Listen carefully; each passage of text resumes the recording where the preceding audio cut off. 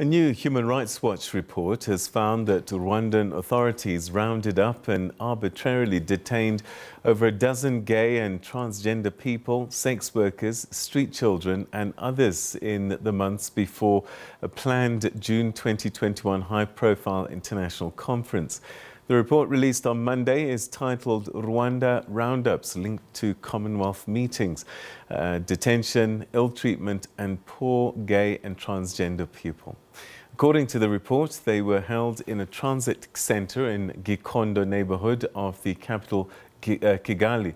The center is known for its harsh and inhumane conditions, which appear to have deteriorated further due to the increase in the number of detainees held there and the pandemic. The Commonwealth Heads of Government meeting, first scheduled for June 2020 and then rescheduled for June 2021, was eventually postponed indefinitely in May. For more on this report, we're now joined via Zoom by Lewis Mudge, who's a senior researcher in the Africa division at the Human Rights Watch. Thank you so much indeed for joining us and welcome to the program. Thanks for having me. All right, so what made you look into this and compile a report? What reports were you getting?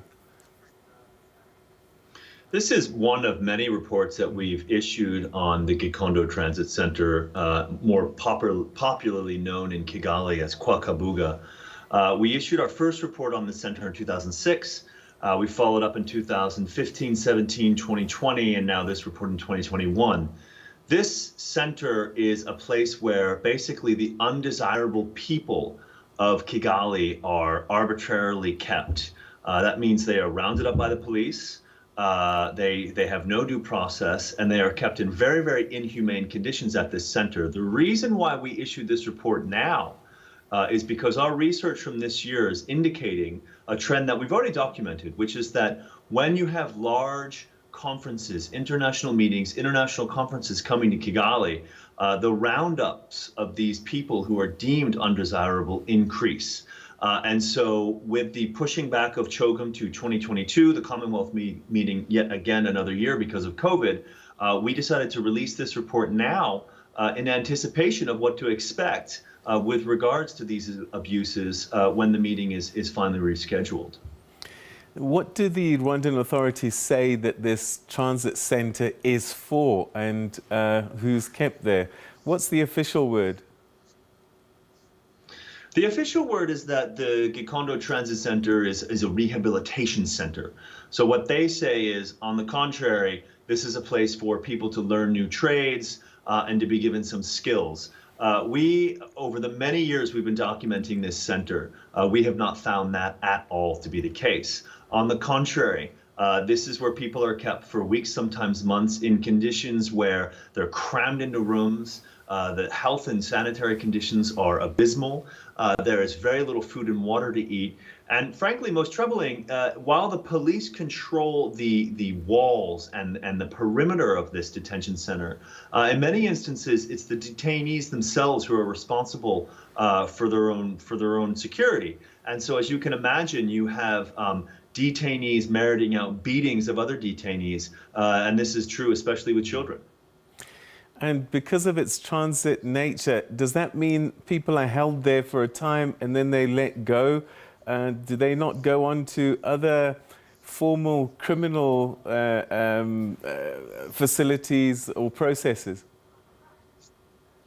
No, so this is one of the arbitrary nature of this center is that the release is just as arbitrary as the arrest.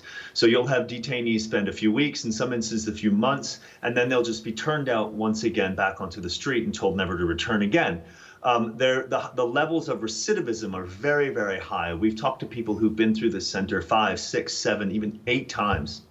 And the fact that there's no due process, the fact that they're not before a judge or a prosecutor means that these people are really just once again swallowed up into the system of economic vulnerability that they were in before, and that their chances are very high that they're just going to be caught up again and taken right back.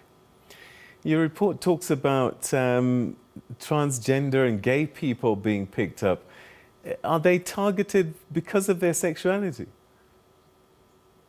No, they're not. And it's important to make this delineation. They're not targeted because of their sexuality. For social reasons, many gay and transgender people in Rwanda are sort of pushed to the margins of society. And as such, many of these individuals do become socio and economically vulnerable.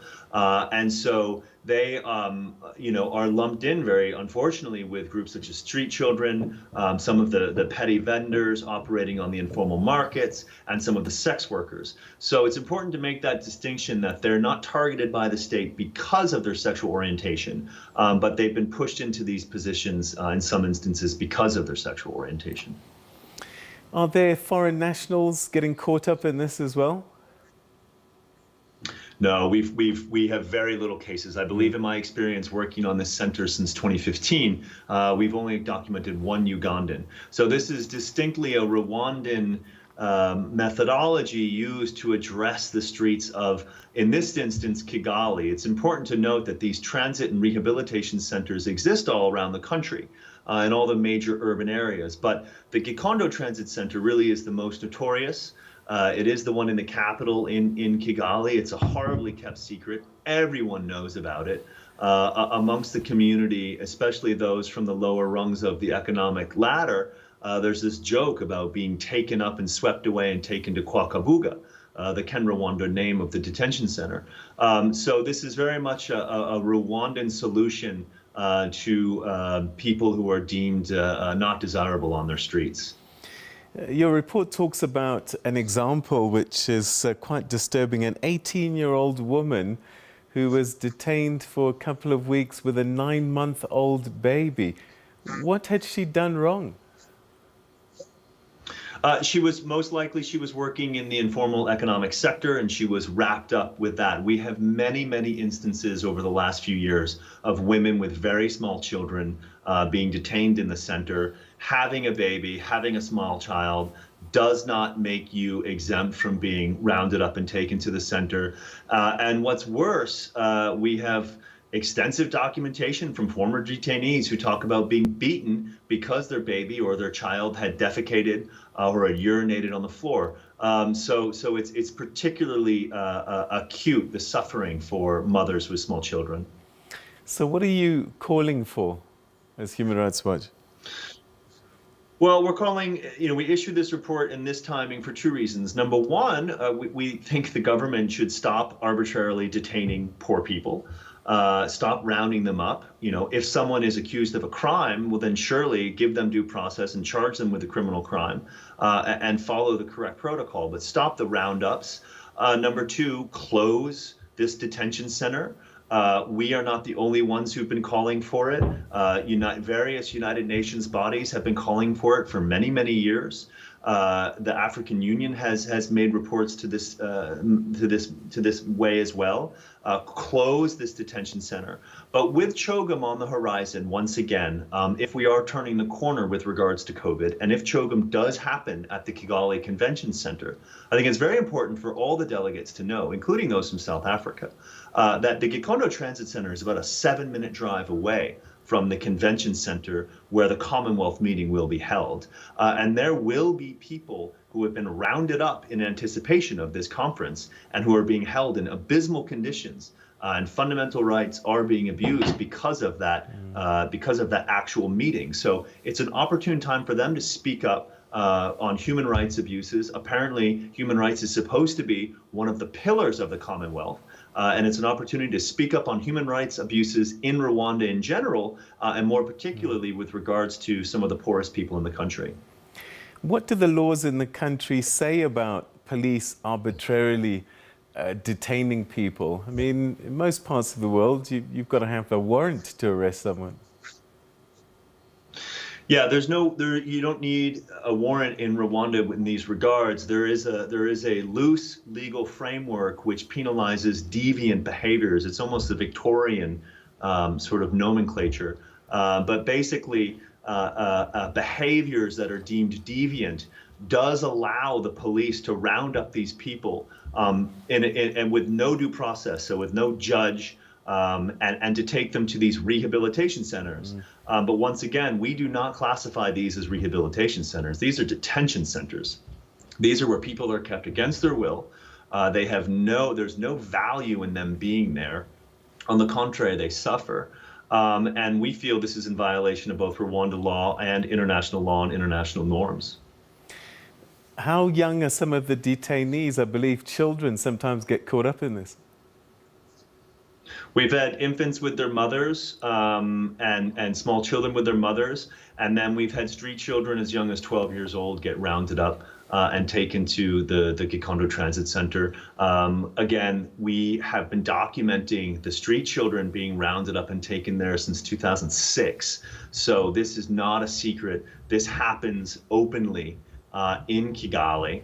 And it is a city that I have lived in for many years. I benefited from the cleanliness and safety there. But that cleanliness and safety should not come at the expense of the violation of fundamental human rights of some of the poorest people in the society. Lewis Mudge, we're going to have to leave it there, but thank you very much indeed. Always greatly appreciated your insights on some of the things that we're seeing on our continent. Thank you for your time. Thank you very much for having me. All right, and that's where we'll leave that Human Rights Watch report about a notorious detention center called Gikondo in Rwanda.